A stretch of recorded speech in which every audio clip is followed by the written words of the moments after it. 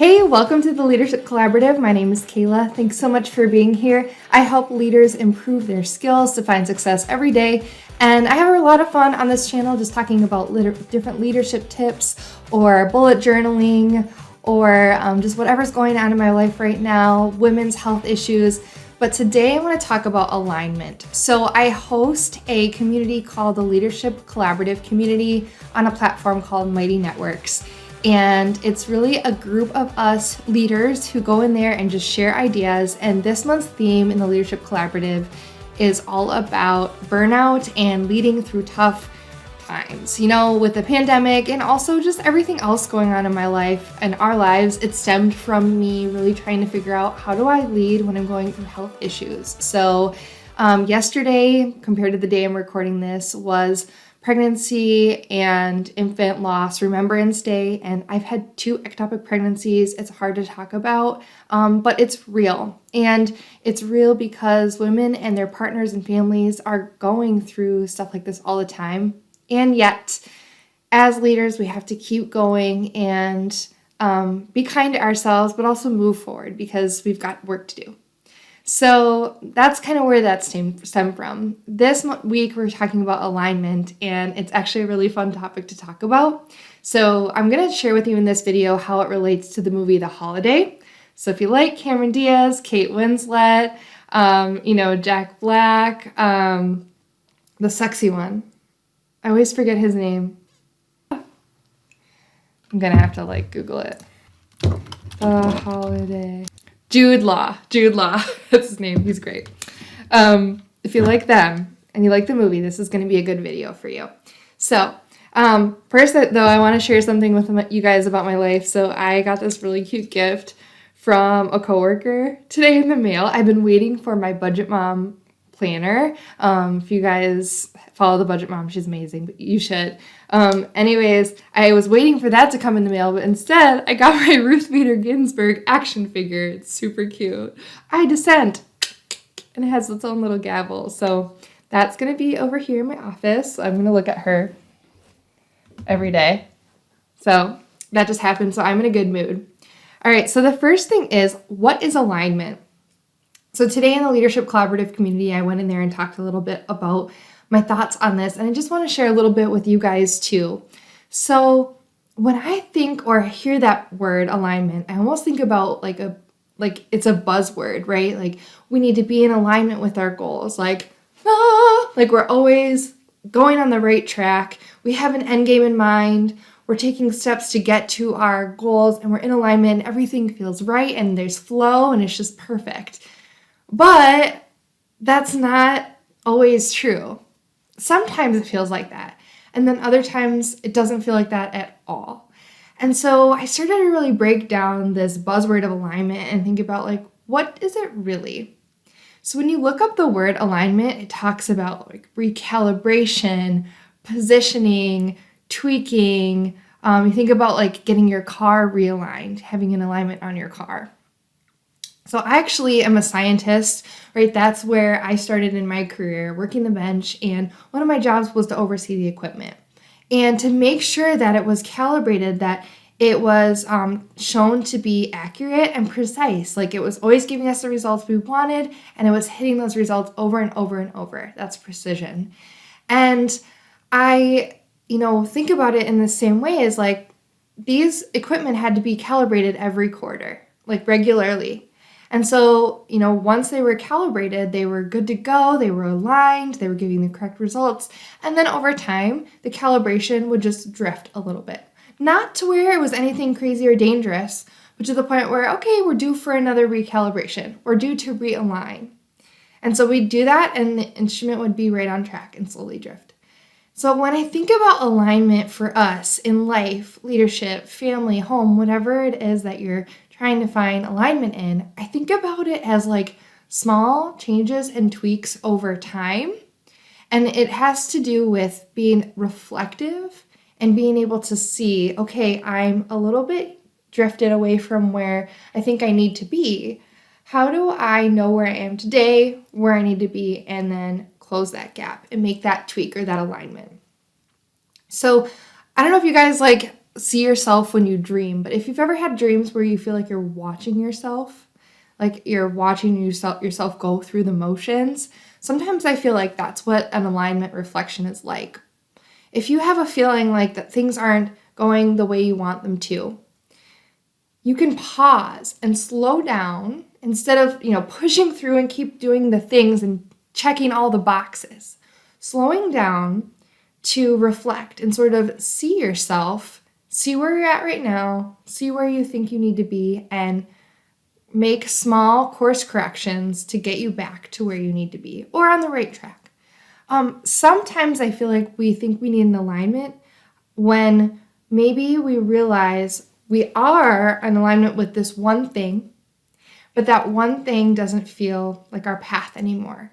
So we need to change paths and we need to realign to a different path. That can feel really hard, especially if you've spent your life sort of trying to be on one path or on this specific path, and one day you wake up and realize, oh my goodness, I'm totally out of alignment. This is not where I want to be. I need to burn it all down. And I would say you don't have to burn it all down. You don't have to start from scratch. You can. That might be more dramatic and harder to do. But I'd say what's even better is making small little tweaks to help you get back into alignment, to feel more like you. So to reflect, you can ask yourself questions like, what gives me energy? What takes my energy?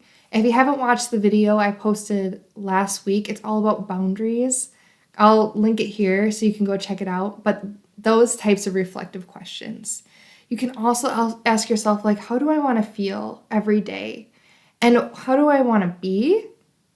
What do I need to do to be that person? And that's going to give me the life that I love. Sometimes when we think about making adjustments or course corrections in our life, it's like, okay, new path, got to make a new list, got to do all the things, got to change everything, got to create a schedule. If you're like me, I do that. I have friends that do that. But actually, sometimes it's just slowing down and getting quiet and realizing oh, I need more rest. Or, oh, I need to first focus on being the person that I want to be that truly reflects what I feel in my heart, my mind, what I feel like I should be doing in life. And then all the other things I need to do are going to come because I'm acting like the person I want to be. And I'm in alignment with the person I want to be just by recognizing and making small daily shifts every day. So it could be thinking about alignment in areas of self-care, your house, your relationships, your spirituality, any of those things. It could be your finances. It could be how much joy you have in your life. It could be your career. Any of those things. Or think about how content are you in those areas of your life? And if you're not content, how can you make a small, tiny adjustment, just a little alignment versus burning it all down? Because you don't have to. So a great example of this is the movie The Holiday. And I love Cameron Diaz's character, Amanda Woods. So she cracks me up because she is going through all these signs of burnout. It's not funny, but she plays a very comedic character. And so it's a great model for what we're learning about on the Leadership Collaborative this month, because she's having physical manifestations of her burnout because she has esophageal spasms. She can't cry and she hasn't cried in years. She's so high stressed out. She goes to England and then immediately needs to come back when things aren't going her way right away. She's stressed. She's tired. She's irritable. But then she meets Jude Law's character and falls in love for him. And she's even uncomfortable with the fact that she's falling in love with him because she's not even used to letting someone love her. She's not even used to knowing, what does it feel like to actually be in love? And so she is sort of getting used to being around him, feeling his love, having fun with him. She says, oh, you're funny. And that's a bonus, as if we aren't allowed to have people in our lives that bring us joy. And I just love her character because she sort of loosens up over time. There's a scene where she even goes and visits his house just very spontaneously. She's like, I never do this. But she's becoming this person and more aligning with herself, where she's feeling happy and excited and joyful and loved again. And so the very end of the movie, spoiler alert, if you haven't seen it, go check it out. So good. You can even watch the last few minutes. I'll link it in the description below. Somebody else posted it on YouTube. She's in her taxi leaving, and she gets sort of all the way into town away from her house and realizes, like, oh my gosh, I miss him. And she starts crying, and she hasn't cried in forever.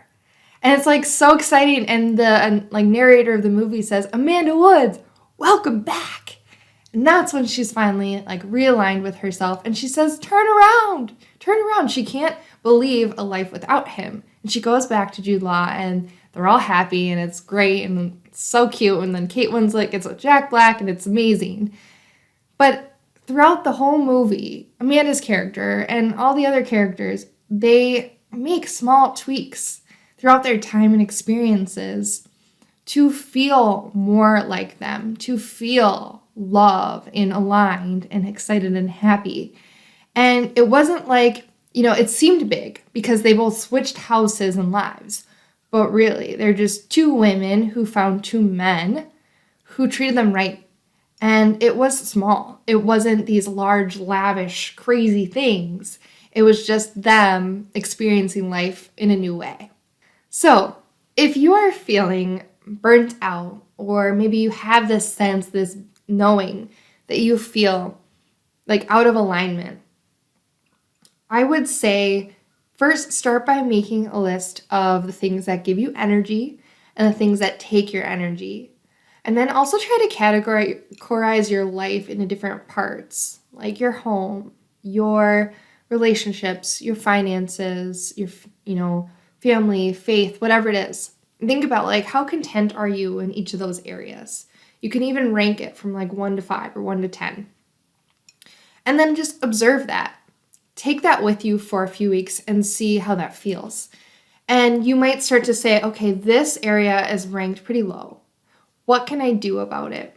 And again, it's not about making a checklist of like all the things you're going to do to correct that piece of your life, but it's just taking notice of how you can show up, how you can be each day, what you can do each day in a simple way that's going to elevate those areas of your life and give you more energy and make you feel more aligned.